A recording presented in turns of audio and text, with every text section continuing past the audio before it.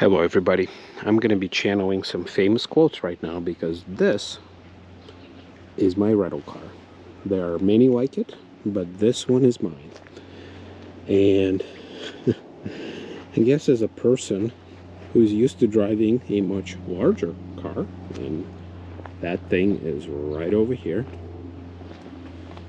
this is what I'm going to be spending the next week driving it from my home, basically, to Galesburg, Illinois, the famous road trip that I've kind of, that I've shown you several times. You guys like it, apparently. I get a lot of views on this, but, well, most of my driving was actually, all my road trip was in that thing. My company finally set me all up with a rental car, and this is what I got. Now, I specifically requested an economy car because I want to experience what it's like to drive the tiniest car that I could rent from, in this case, from Enterprise. And by the way, before I kind of proceed, I want to let you know there's nothing that I'm gonna say that's related to Enterprise. It's not Enterprise's fault. I got this.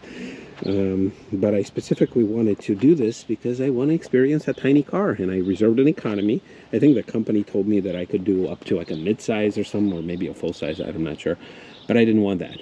I wanted to experience the best of the best that the economy car market shows or offers. And this is what we have. We have a 2020. It's a Chevy Spark.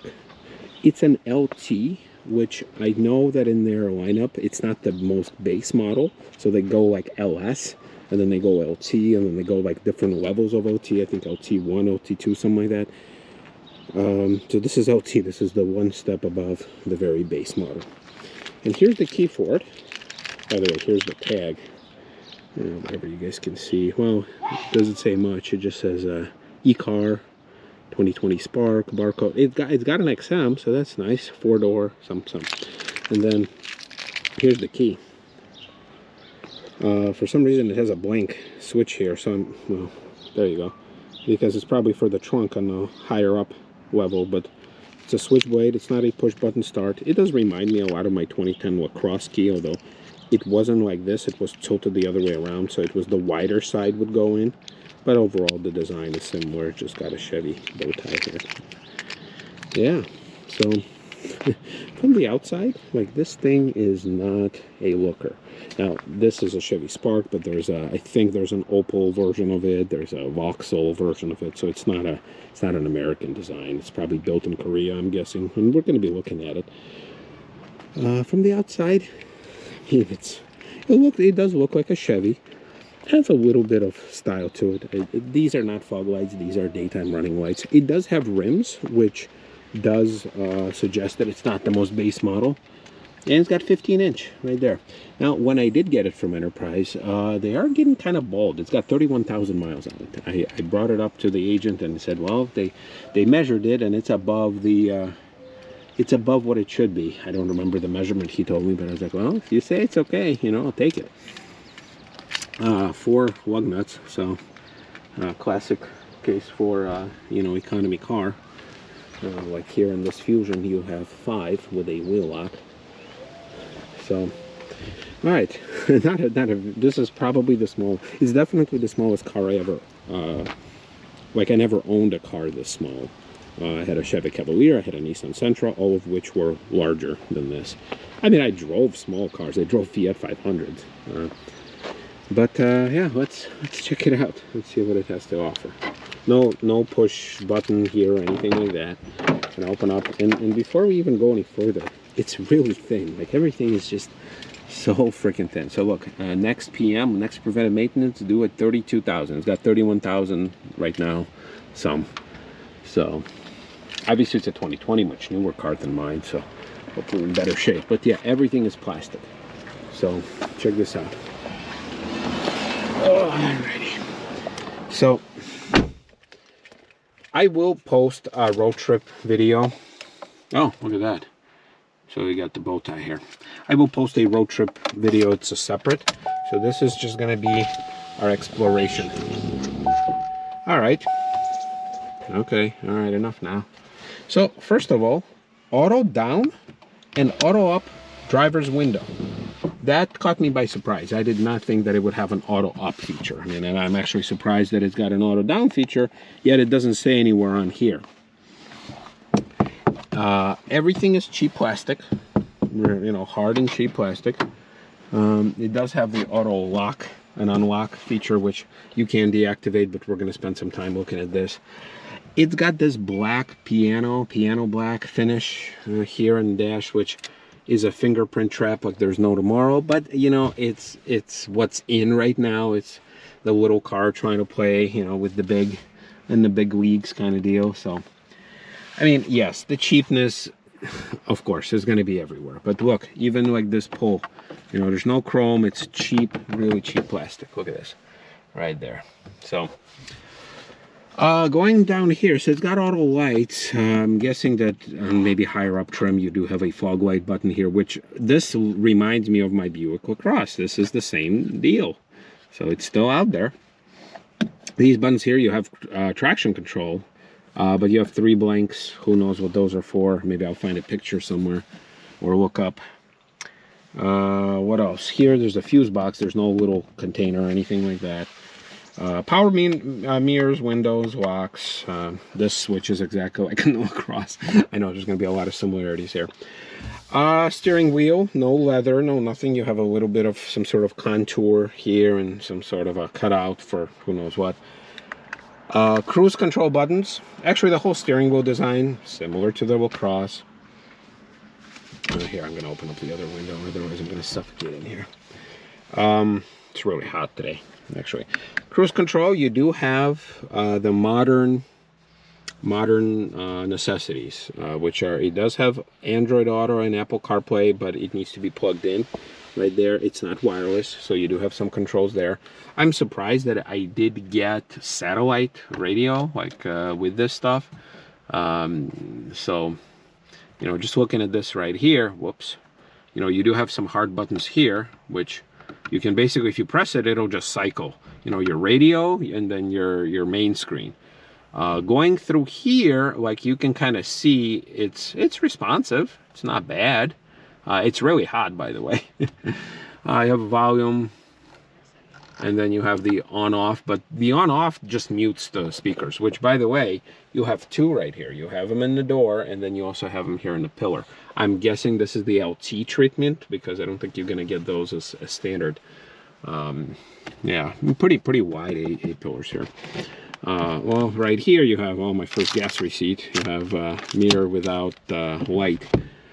You have your OnStar, which I wonder how many people actually subscribe to OnStar these days. But look at this. When you turn on this light, it does look like it should have 2 individual lights here, but you just get a tiny little bulb. So I wonder if on that higher up trim you do get some sort of a push buttons, because it does look like there's space here, but there's not in this option, not in this trim here. Here, same thing. Oh, look, even got the sticker from when it was new. Everything is just so flimsy. Like, look at this. Look, the whole headliner shakes.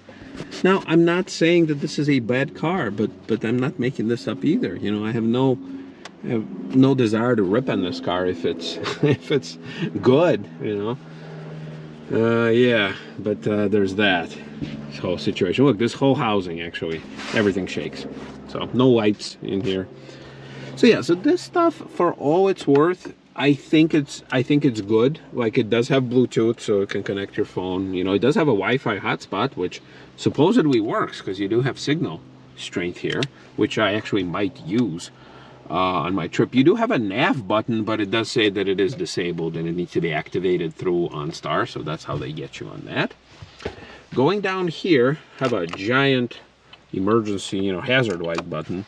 And then actually, let's talk about the gauges. So actually, I like the gauges. Like, I like this little pod type of deal. You have your gas gauge here, your tachometer, so it's good, you get that. 120 miles speedo. I have it in the accessory mode on, which why you see a check engine light there. Look, 31,244 miles. Right here in this stock, you do have a way of controlling the screen. And once again, this is exactly like it was in my 2010 LaCrosse. This is exactly. The dash was a lot different and a lot more luxury in color. But look, you twist this little thing here and then it changes. So check this out. So since I refueled it, I got it with a half a tank, so I put some gas in it. Since I refueled it, I drove 1 mile, 348 miles to empty. 15.5 miles per hour, and then 99, well, you guys can see that, 99 miles per gallon. Average 33.8. So that'll be interesting for me to see on my road trip. And then the timer. And then also pressing this menu button, it gives you tire pressure monitoring system. Look, 41, 41, 41, whoops, 41, 41, 41, and then 37. So one tire is 4 psi off. I'm guessing it's not going to affect me in my driving. So it's good that you get a tire pressure monitoring system in this thing. Tire learn. Okay, we're not going to learn any tires. Oh, so that's all there is. Oh, and then unit set. I can set it from Fahrenheit to, let's see. How do I set this? Unit set. Oh, maybe I hold it. Oh, yeah, here you go. Celsius, Fahrenheit. Celsius, miles per hour Celsius, Fahrenheit. Okay, oh wow, so it actually gives you options to switch. Okay, unit set. All right, well there you go. Oh, and then oil life, check this out. I get an oil life readout of 20%. So those are your options there. Yeah, so this system right here, it's got satellite radio. I know, I'm sorry, I'm jumping. See, I'm not a journalist, I'm not a professional reviewer. Here it's fine, actually. I like this stuff. The piano black, yeah, I'm not a big fan. A true mark of an economy car, you can't close any of the individual vents, so they're always on. You have very manual climate control, but the AC does work. And then you press these little things for your defrost and whatnot. So then you can hear in there, you know, the manual controls, which arguably are sometimes even better than automatic because less stuff to break. You have your 2 cup holders. You have this very glossy shifter. It does have a CVT transmission.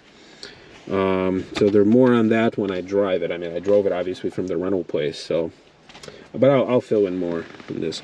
You have your emergency brake. These seats, I mean, they are no town car seats.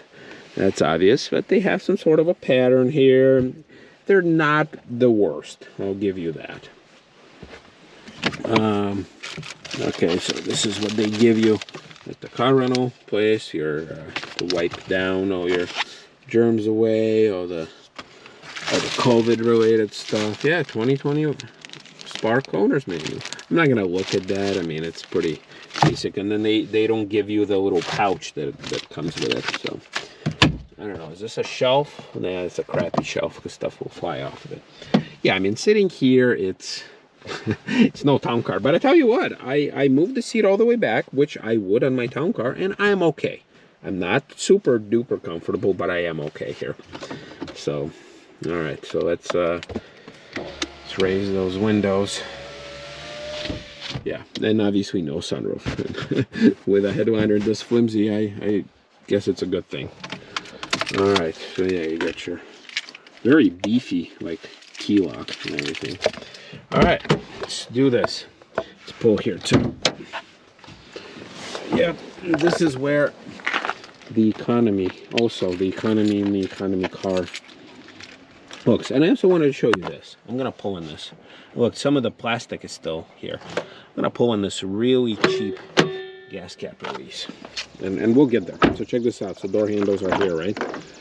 Yeah, so this is where, when I move the seat all the way back in my town car, I can fit just fine behind myself. Oh. Okay, so I have this headrest that it's jabbing me.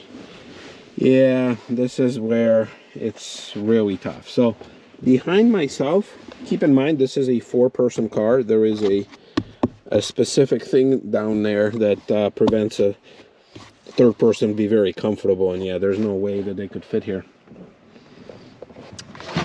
Very, very basic. Very, very cheap. I mean, yeah, but you do have power window. obviously no any kind of necessities, amenities. It's a small car, so the AC should be able to reach you back here. I didn't mention this when I was sitting up front. Thank God it has this armrest. Because if it didn't, I would have drove me nuts. I would have probably asked for a different car, because going on a 3-hour one-way road trip, I love my town car armrest. This one is not as comfortable, and it should like have some sort of a locking thing, but at least when it's in the most down position, it's comfy enough for me to drive. And yeah, so thank God for that. Yeah, I am pushing up against the seat. I mean, technically I do fit at 5'11". There's no armrest here. These things in the folded down position.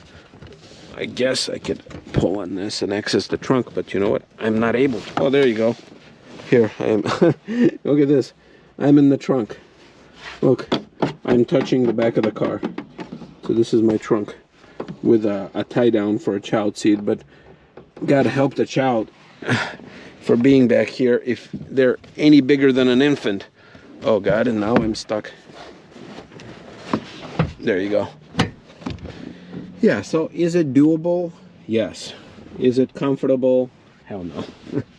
By the way, the seat bottoms, they are really hard too. So I should get a cup holder with a non-smoking sign. It looks like the car washer forgot to empty this out. So too bad, but it's okay. Now you do get speakers. All right, let's look in the trunk.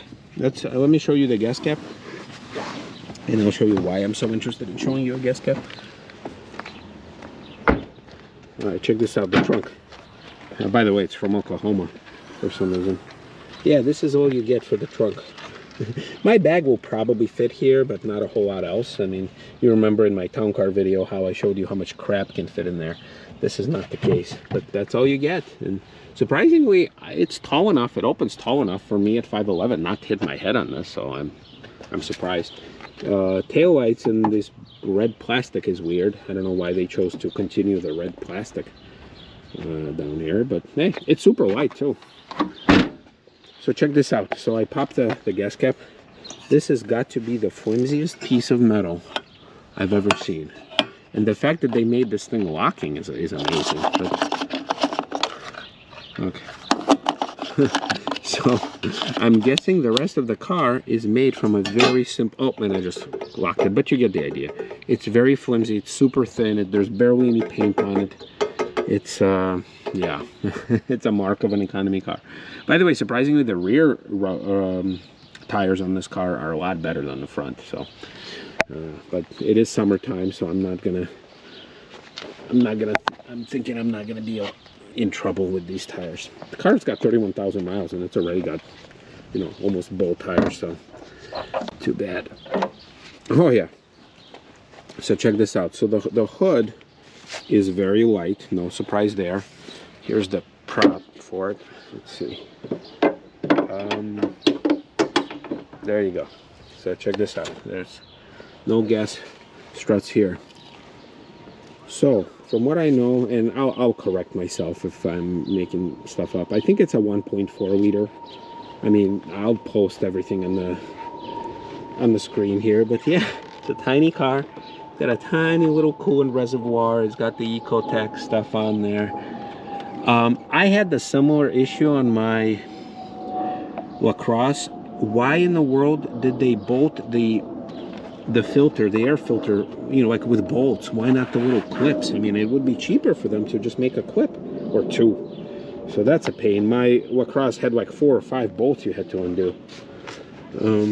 Look, everything is just so tiny. I'm hoping they gave me some washer fluid, but yeah, that's all you get. So tiny car, very light. 1.4. Okay, good. 1.4 liter. I don't remember horsepower, torque, or anything like that. I'm not the type of guy who can quote these things. So there you have it.